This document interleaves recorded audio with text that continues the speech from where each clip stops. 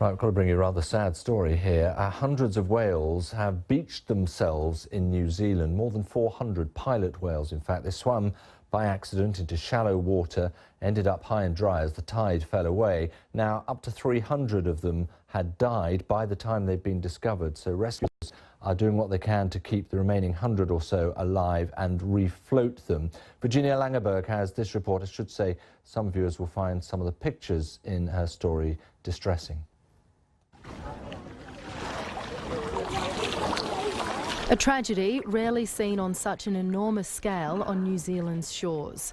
Hundreds of volunteers pour water on the survivors while waiting for the high tide. This large pod of pilot whales washed ashore on Thursday night at Golden Bay. Darkness forcing rescuers to put off their efforts until Friday morning, but by then around 3/4 of the pod had already died. Yeah, this is the third largest mass stranding that we've recorded in our history, and so it's a very large one. Logistically, it's a massive undertaking. Of the more than 400 whales that beached themselves, now just over 100 are alive. Some had successfully refloated on a high tide, but most were quickly stuck again as the tide ebbed. And the many hands still don't make for light work. The huge task is far from over.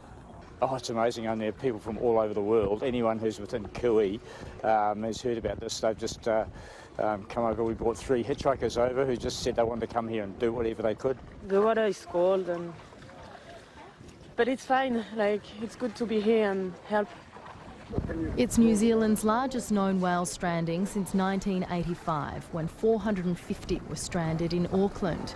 Whales often get stuck at Golden Bay, at the top of New Zealand's South Island, the shallow waters making it difficult for whales to return to deeper water.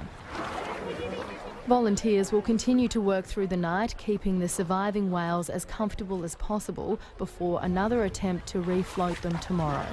Virginia Langeberg, BBC News. That is such a sad story, isn't it? We'll keep across that for you, of course, here on BBC World.